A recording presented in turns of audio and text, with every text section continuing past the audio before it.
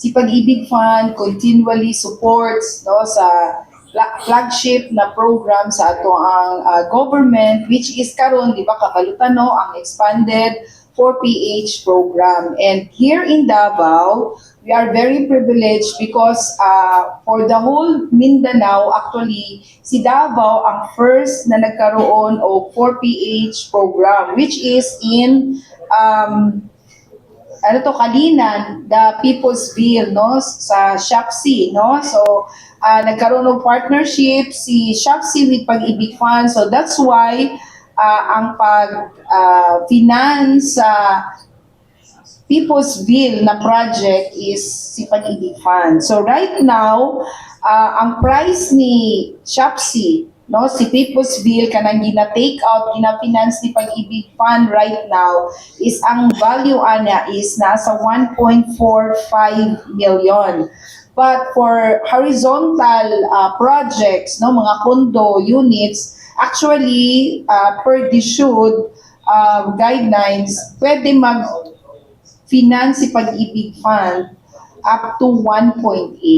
No, but since naka-implement naman dayon ni si Shopsy na dili pa kay mahal ang mga presyo that time, so mo nang mas cheaper iyaha compared to other mga condo units no na ginabaligya sa uban ng mga lugar within the Philippines, no. So ang pinaka mababa so far na nagkaroon og amortization sa mga na-take out na or na-finance na ni Pag-ibig is ang amortization niya for the principal plus interest para sa isa ka unit na iyang nakuha is 2,331.89 with a gross monthly income requirement of 13,325. So, for those na nakakuha, makaingon yun ko, no, nga privilege kaayo ang mga taga Davao nga nagkaroon ta og 4PH project here. And for the Davao region, we have now another project for the expanded 4PH, which is in Panabo, the Deca Panabo Home. So, kasi hindi siya condo, it's horizontal project. So, ang value niya is at 950,000.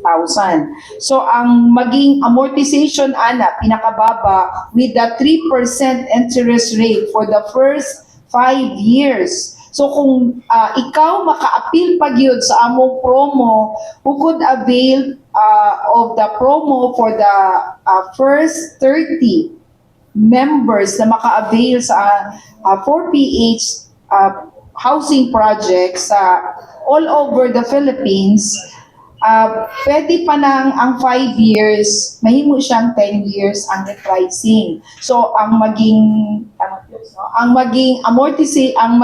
interest rate for the next 10 years, kung ma-appeal ka dito sa 30,000, is 3% na siya. Dili na siya ma-change, no? So ang pinaka mababa na amortization for the 950,000 is 4,005 pesos and 24 with a gross monthly income requirement of 11,443.54. Now, kinsa ba ang pwedeng mag-avail ng 3% na subsidy rate ni Pag-ibig Fund? Because ang regular rate ni Pag-ibig Fund sa end user financing nato is ang 1 year repricing is 5.75. Ang 3 years is 6.25.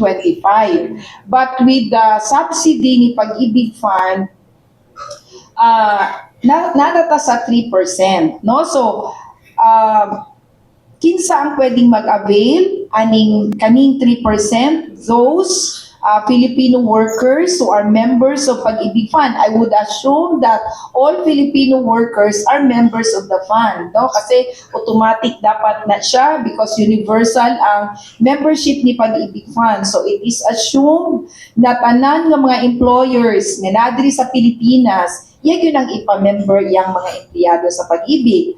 So with that, kung first-time home buyer ang member and with belonging to up to sa income decile of 34,600 below, pwede siyang maka-avail sa subsidy rate of 3%.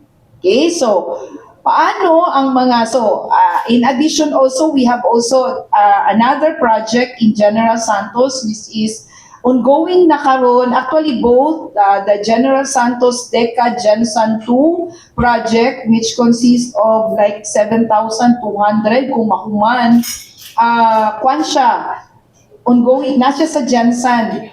3% din ang iyahang interest rate kasi same din. Na ay mga naka-avail dito sa lower pa no, yung first na 850 pa, but it was change with the DepDep and the SHUD na guidelines, joint circular na pwede, up to 950 na ang ceiling sa 4PH project na horizontal. So si Deca Homes Gensan and si Deca Homes Panabo. So ongoing na rin ang construction ni Deca Homes Panabo. So atong mga gusto mag-avail, you can visit the area sa Panabo.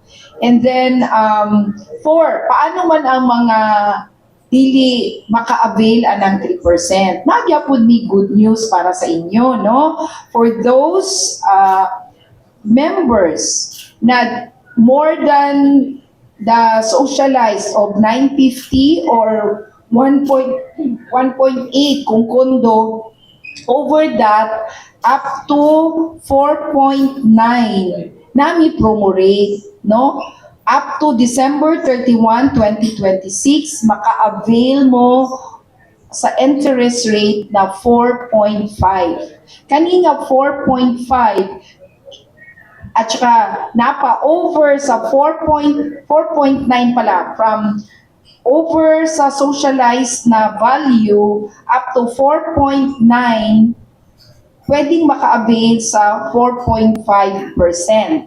For projects or units na gusto ninyo, housing loan na i-avail ninyo na ang value is over 4.9 up to 10 million, ang maging promo rate namo is 6.25 for the next 3 years. I mention ako na promo rate because as I have mentioned earlier, ang regular rate yun ni Pag-ibig Fund is 5.75, kung 1 year repricing 6.25, kung 3 years. But with this promo, maka-avail up to 4.9 o ang value, no? 4.9 million, maka-avail lang o 4.5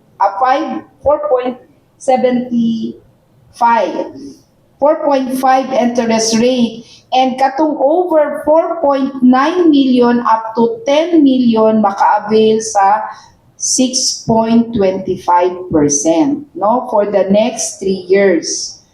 So yun. And then included pa here ang among, which later ipasa na ko kay Sir Piox, ang ROPA sales namo. Kanang mga balay nga among gina-publish online nga nahimong acquired asset ni Pag-ibig Fund. So kung ang value sa balay, makita ninyo dito sa among website, gusto na ko ni paliton nga acquired asset ni Pag-ibig Fund. Kung ang value is within those amounts na akong dimension, maka-avail gyapon siya sa promo rate. Okay. So yun po yung magandang balita na